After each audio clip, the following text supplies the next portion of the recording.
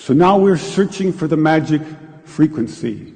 And we start with 100 hertz, and we look through the microscope to see if anything's happening. We watch for 5 minutes. Nothing happens.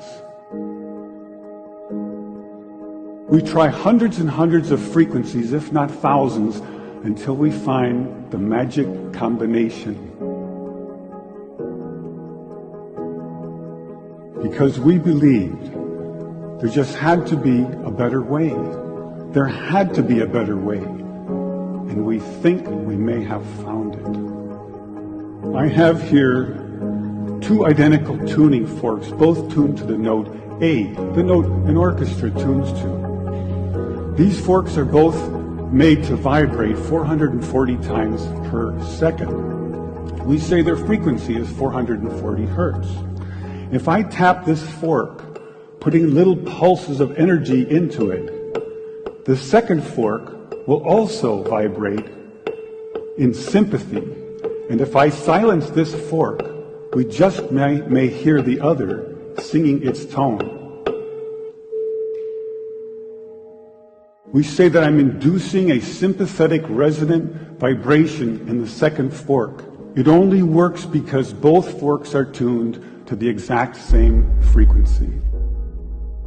Now, many of us have seen this very charming young man on the internet who shatters crystal glasses with his powerful voice. But if you watch him carefully, you'll see that first he taps the glass with his finger and listens. The glass sings its natural resonant pitch. Then he takes a deep breath and sings a loud, long note. He induces a resonant vibration in the crystal glass. The vibration grows larger and larger and larger until the glass is shattered.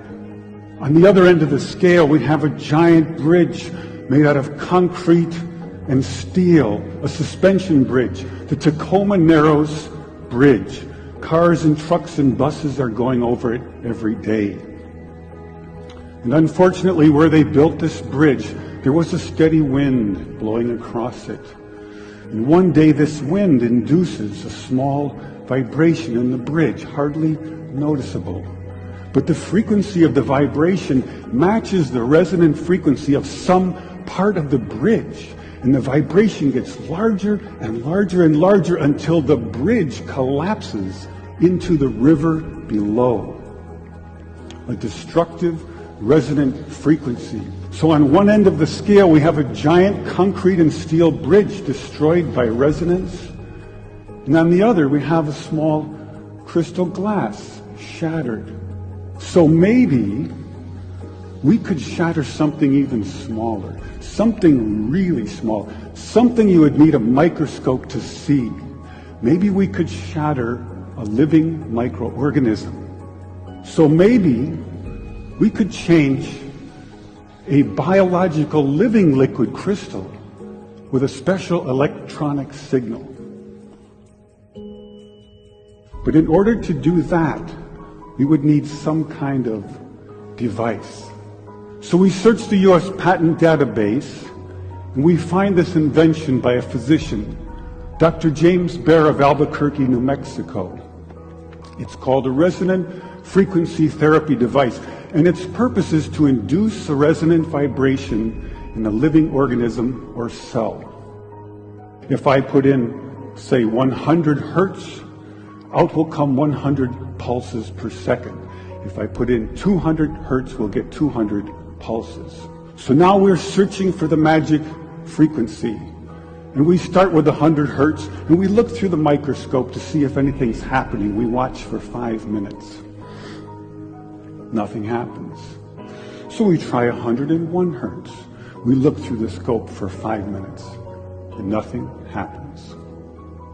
So we try 102, 103, and so on. Over the course of 15 months, we try hundreds and hundreds of frequencies, if not thousands, until we find the magic combination.